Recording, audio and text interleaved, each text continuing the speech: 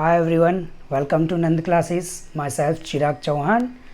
Friends, આજનો જે video છે fourth video of theory of machine સબ્જેક્ટનો ફ્રિક્શન ચેપ્ટરનો ફોર્થ વિડીયો આપણે સ્ટાર્ટ કરવા જઈ રહ્યા છે. આગળના જે વિડીયોઝ છે એમાં આપણે લાસ્ટ લેક્ચરમાં જોયું હતું લોઝ ઓફ ફ્રિક્શન, ડિફરન્ટ ટાઈપના ફ્રિક્શન્સ કયા લોઝ પર વર્ક કરે છે એ આપણે જોયું હતું. આજનો જે આપણો ટોપિક છે એનું ટાઇટલ છે motion of a body on a horizontal plane.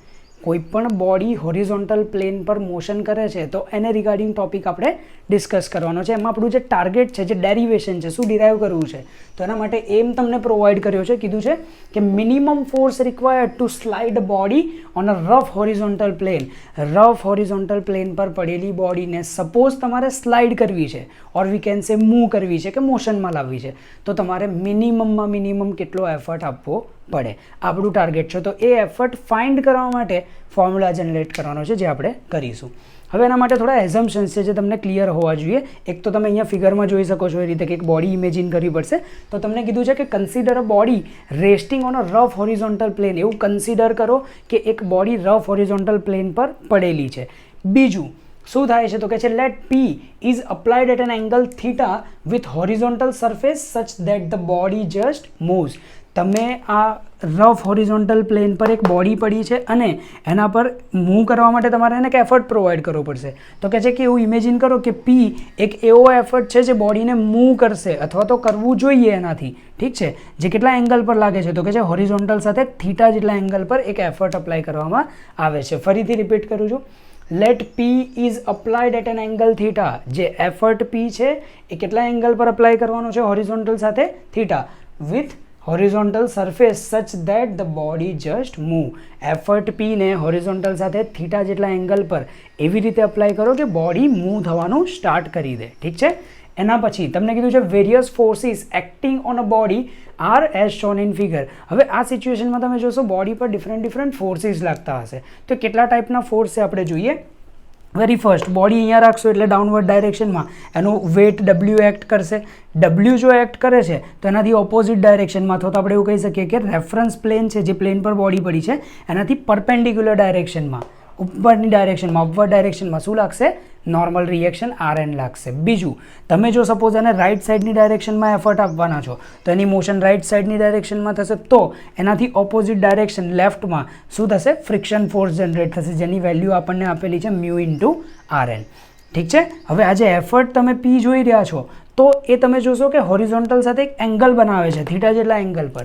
તો એને રિગાર્ડિંગ એક ટાસ્ક કરવો જરૂરી છે, જેમ કે now resolving the forces P into vertical and horizontal component. કોઈ પણ એફર્ટ પર્ટિક્યુલર એંગલ પર લાગે છે, જો એ ઇન્ક્લાઇન છે તો એના બે કોમ્પોનન્ટ જનરેટ થશે. જેમ કે અત્યારે તમે જે એફર્ટ જોઈ રહ્યા છો P, એનો એક હોરિઝોન્ટલ કોમ્પોનન્ટ બને છે અને એક વર્ટિકલ કોમ્પોનન્ટ બને છે. તો એ P એફર્ટના તમારે બંને કોમ્પોનન્ટને રિઝોલ્વ કરવા પડશે. એમાં તમે આ હોરિઝોન્ટલ કોમ્પોનન્ટની જો વાત કરો તો હોરિઝોન્ટલ કોમ્પોનન્ટની વેલ્યુ મેગ્નિટ્યુડ કેટલો થશે? તો મેઇન જે વર્કિંગ ફોર્સ છે P, તો ફોર્સ કન્સિડર કરવાનો છે P.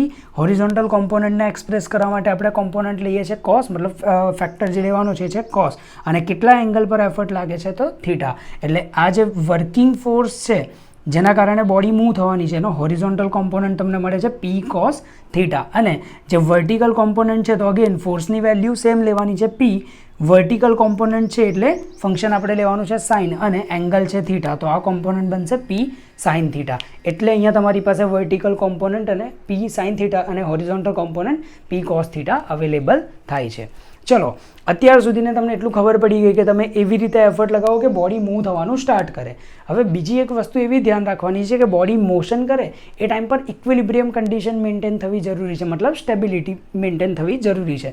તો અહીંયા આપણે નેક્સ્ટ જે વર્ક કરીશું આ રીતે કરીશું કે now for equilibrium of the body, કે આ સિચ્યુએશનમાં બોડીનું ઇક્વિલિબ્રિયમ મેન્ટેન થાય એના માટે શું કરવું જોઈએ. તો એક સિમ્પલ લોજિક છે કે આ બોડી પર જેટલા પણ વર્ટિકલ ફોર્સિસ લાગે છે ને એનો એલ્જેબ્રિક સમ 0 થવો જોઈએ. એ જ રીતે જેટલા પણ હોરિઝોન્ટલ ફોર્સિસ લાગે છે એનો પણ એલ્જેબ્રિક સમ 0 થવો જોઈએ. અથવા તો તમે કમ્પેરિઝન કરી શકો છો, કોઈ બી વસ્તુ કન્સિડર કરશો ચાલશે. સપોઝ આપણે સ્ટાર્ટ કરીએ તો ઇક્વિલિબ્રિયમ કન્ડિશન માટે વર્ટિકલ ફોર્સીસની જો વાત કરીએ તો અપવર્ડ ડાયરેક્શનમાં તમારી પાસે એક ફોર્સ છે Rn. તો અહીંયાથી આપણે સ્ટાર્ટ કરીએ અને લખીએ કે વર્ટિકલી એક ફોર્સ છે Rn. હજુ પણ જો કોઈ વર્ટિકલ ફોર્સ જોવા મળે તો એને આની અંદર એડ કરવાનું છે. સિમ્પલ લેંગ્વેજમાં કહીએ તો તમારે વર્ટિકલ અપવર્ડ ડાયરેક્શનમાં લાગતા ફોર્સીસનું summation is equals to downward ડાયરેક્શનમાં લાગતા ફોર્સીસનું સમેશન. તો અપવર્ડ ડાયરેક્શનમાં કોણ છે? Rn. હજુ એક છે કોણ? P sin theta. તો Rn અને P sin થીટા બંનેને આપણે એડ કરીશું. આ થયા vertically upward forces is equals to vertically downward ફોર્સમાં કોણ આવે છે? W. તો આપણે એને પણ અહીંયા રાખી દઈશું. તો આ થઈ ગયા vertically upward is equals to vertically downward. ચલો, વર્ટિકલ ફોર્સીસના આપણે કેલ્ક્યુલેશન તો લઈ લીધા. હજુ આને આગળ તમે કેટલું કેલ્ક્યુલેટ કરી શકો છો? તો સિમ્પલી તમારે અહીંયા Rnની ઇક્વેશન ફોર્મ કરવાની છે. Rnની ઇક્વેશન જો ફોર્મ કરવી હોય તો સેકન્ડ ટર્મ છે P sin થીટા. આ P sin થીટાવાળી જે ટર્મ છે એ સામે ટ્રાન્સફર થશે. તો સામે તમારી પાસે W તો પડ્યો જ છે. પોઝિટિવ P sin થીટા સામે ટ્રાન્સફર થઈ જશે તો થશે નેગેટિવ P sin થીટા. તો અહીંયા ફાઇનલી તમારી પાસે Rnની એક ઇક્વેશન જનરેટ થાય છે જેને આપણે નંબર આપીશું 1. આ છે ઇક્વેશન નંબર 1. એના પછી આ જ ફિગરને ઓબ્ઝર્વ કરો અને સેમ આ જ રીતે હોરિઝોન્ટલ ફોર્સીસનું કેલ્ક્યુલેશન કરો. તો હોરિઝોન્ટલી લેફ્ટ સાઈડ પર જેટલા પણ ફોર્સીસ છે એનું summation is equals to right side પર જે ફોર્સીસ આવતા હોય એનું સમેશન કમ્પેરિઝન કરવાની છે. તો તમે જોશો કે આ ટોટલ ફિગરમાં લેફ્ટ સાઈડ પર કયો ફોર્સ લાગે છે? એક જ F. તો આપણે અહીંયા લખી દઈશું કે હોરિઝોન્ટલી લેફ્ટ સાઈડ પર છે F is equals two comparison કરવાની છે રાઇટ સાઈડ. તો એક્ઝેક્ટ રાઇટ સાઈડની ડાયરેક્શનમાં એક જ ફોર્સ જોવા મળે છે જે છે P cos થીટા. તો રાઇટ સાઈડમાં આપણે કમ્પેરિઝન કરીશું P cos થીટા. બરાબર. તો finally F is equals two P cos theta બંનેને જો તમે કમ્પેર કરો તો આની અંદર પણ શું થશે? Fની તમારી પાસે એક વેલ્યુ પડી છે. એ Fની વેલ્યુ તમને પ્રોવાઈડ થાય છે mu multiply by Rn. Already આપણે આના ડેરિવેશન્સ જોયેલા છે. Fની વેલ્યુ છે મ્યુ ઇન્ટુ Rn અને અહીંયા છે P cos થીટા. ક્લિયર છે? કશું કર્યું નથી. Fની વેલ્યુ પુટઅપ કરી છે mu into Rn. P cos થીટાને એઝ ઇટ ઇઝ કોપી કરી લીધા છે. આટલું થઈ ગયા પછી આમાં પણ તમારે Rnની ઇક્વેશન જનરેટ કરવી છે. તો શું થશે? મ્યુ સામે જશે.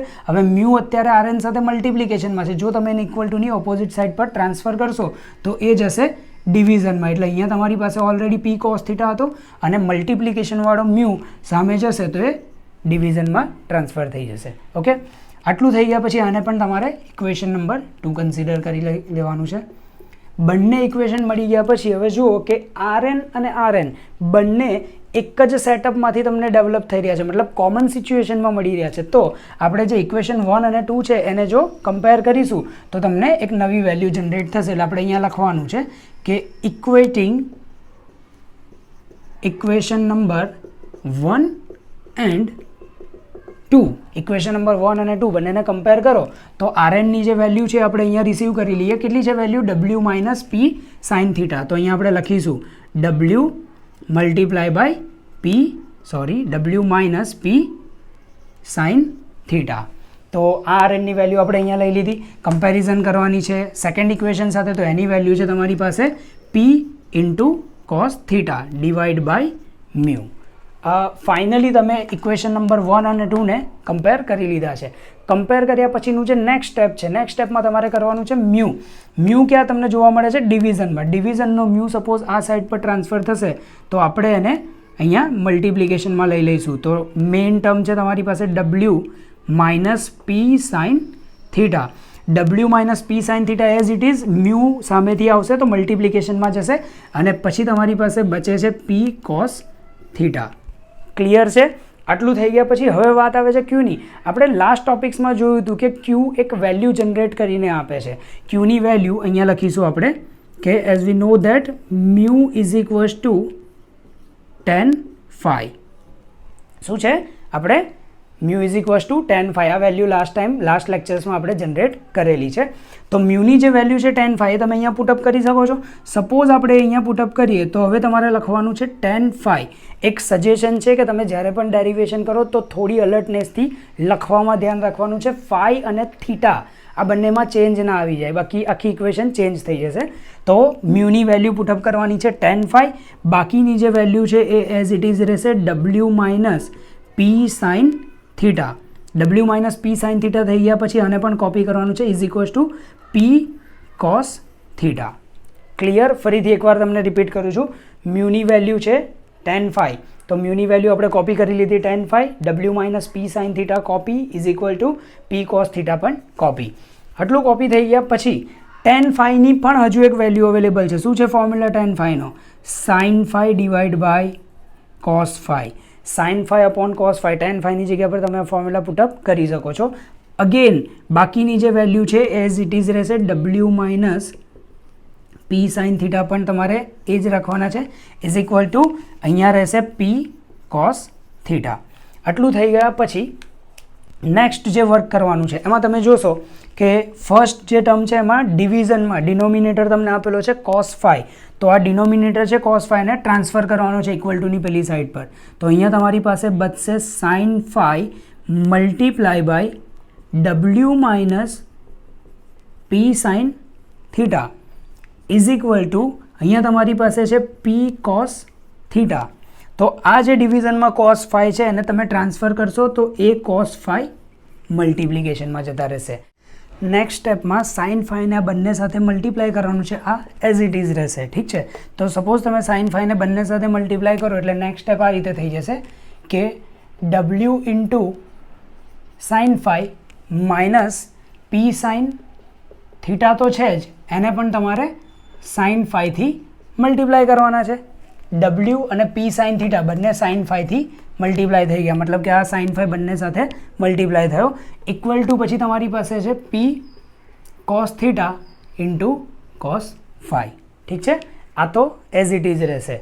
હવે આટલું થઈ ગયા પછી આની અંદર તમે ઓબ્ઝર્વ કરશો તો આ જે માઇનસવાળી ટર્મ છે p sin theta sin phi ને આપણે સામે ટ્રાન્સફર કરવાની છે. તો તમારી પાસે અવેલેબલ છે w into sin phi equal to શું પડ્યું છે p cos theta into cos phi.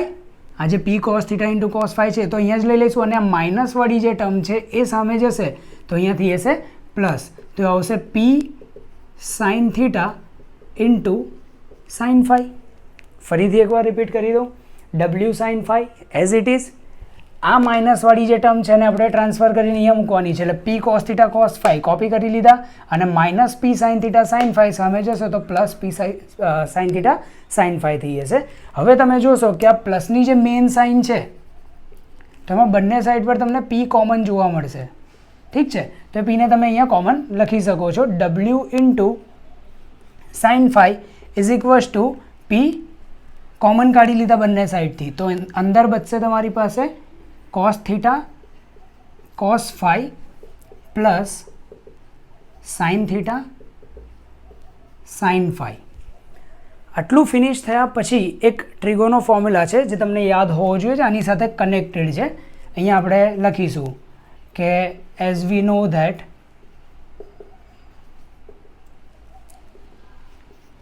cos alpha cos beta plus sin alpha sin beta, તો એને તમે અહીંયા લખતા હોવ છો cos alpha માઇનસ બીટા.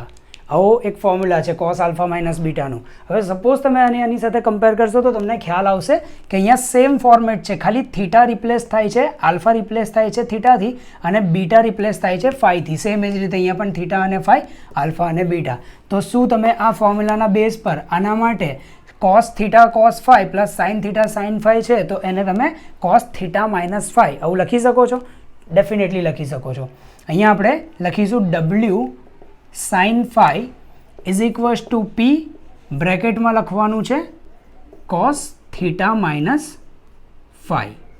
અહીંયા લખવાનું છે cos થીટા માઇનસ phi. ઠીક છે, તો આપણી પાસે w sin phi as it is, p as it is અને આના પર ફોર્મ્યુલા અપ્લાય કરીશું તો એ થઈ જશે cos theta minus phi. Finally તમારું ટાર્ગેટ શું છે? ટાર્ગેટ છે એફર્ટ માટે ફોર્મ્યુલા જનરેટ કરો અને એફર્ટ કોણ છે? p. હવે સપોઝ તમારે જો p જોઈતો હોય તો અહીંયા તમે p ને કોપી કરી લો અને આ બ્રેકેટને મલ્ટિપ્લિકેશનથી સામે એટલે કે ડિવિઝનમાં ટ્રાન્સફર કરી દો તો અહીંયા થઈ જશે w sin phi. અહીંયા તમારી પાસે અવેલેબલ છે w sin phi અને આ જે બ્રેકેટ છે એ સામે આવશે તો ડિવિઝનમાં જશે એટલે અહીંયા મળી જશે cos થીટા માઇનસ phi. હવે ચલો એફર્ટ તો તમને મળી ગયો, એફર્ટ કેટલો લગાવવો જોઈએ તો તમને મળી ગયો કે p એ વેલ્યુ જનરેટ કરવા માટે W sine phi upon cos theta minus phi put up કરવા પડશે. બટ જો તમે ધ્યાનથી ક્વેશ્ચન જોયો હોય તો તમને કીધું હતું મિનિમમ એફર્ટ, તમને કીધું હતું મિનિમમ એફર્ટ મતલબ ઓછામાં ઓછો કેટલો એફર્ટ આપશો તો બોડી મૂવ થવા લાગશે. એનો મતલબ અત્યારે આ જે પી છે એ એક્ઝેક્ટ મિનિમમ કેટલો લગાવો એના માટે આ ફોર્મ્યુલા નથી. હવે વાત કરીએ આપણે પીની વેલ્યુની કે સપોઝ આ એફર્ટ મિનિમમમાં મિનિમમ કેવી રીતે યુઝ કરો, મતલબ આને મિનિમમ કરવા માટે શું કરવું પડે. તો કન્સેપ્ટ છે કે આની વેલ્યુ મિનિમમ ત્યારે જ થાય, મેઇન વેલ્યુ મિનિમમ ત્યારે જ થશે જ્યારે આ જે ડિનોમિનેટર છે, ગુજરાતીમાં કહીએ તો છેદ જે છે કોસ થીટા માઇનસ ફાઈ એની વેલ્યુ મેક્સિમમ હોય. હું અહીંયા લખું છું કે effort P to be minimum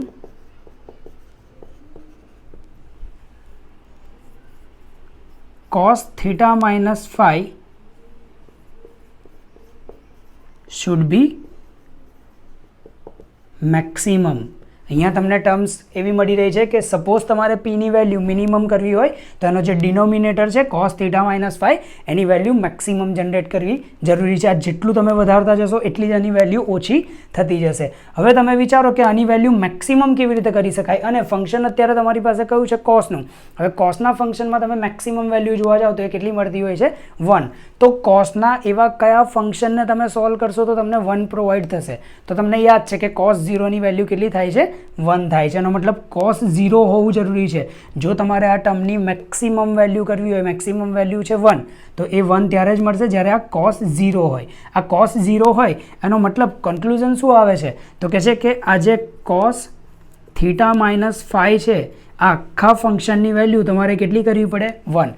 હવે રિવર્સ ડાયરેક્શનમાં જો આપણે જઈએ તો તમને એવું ખબર હોવી જોઈએ કે આખું ફંક્શન 1 ત્યારે જ થશે જ્યારે આ જે બ્રેકેટ છે એની વેલ્યુ 0 હોય. એનો મતલબ આપણે ઓરમાં આવું બી લખી શકીએ છીએ કે or theta minus phi or theta minus phi is equals to 0, કેમ કે થીટા માઇનસ ફાઈની વેલ્યુ જો 0 હશે, 0 અહીંયા પુટઅપ કરશો તો જ તમે કોસ 0 1 લખી શકશો.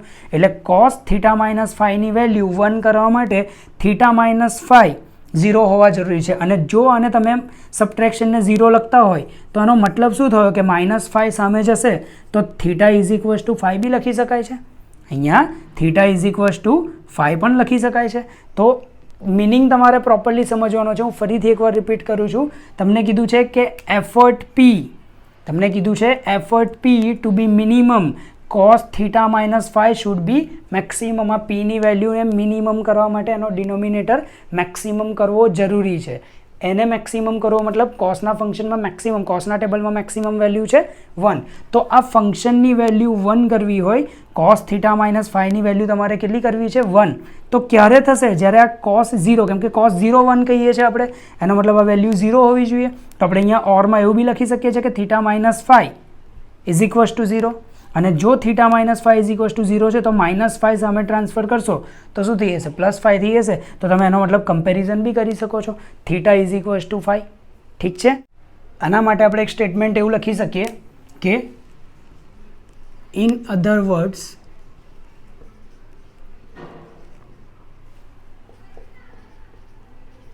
the effort P will be minimum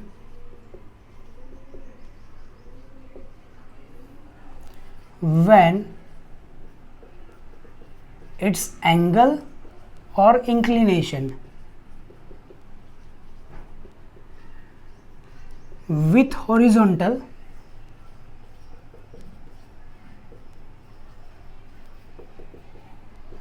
will be equal to angle of limiting friction.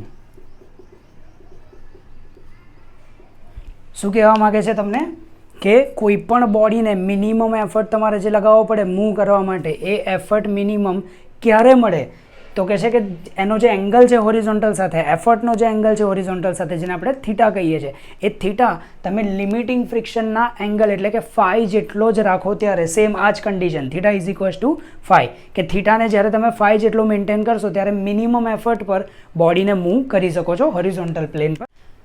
હવે પી મિનિમમ માટે જો ફોર્મ્યુલા આપણે બનાવવો હોય તો સિમ્પલી અહીંયા તમારે લખવાનું છે પી મિનિમમ મતલબ મિનિમમ એફર્ટ રિક્વાયર્ડ.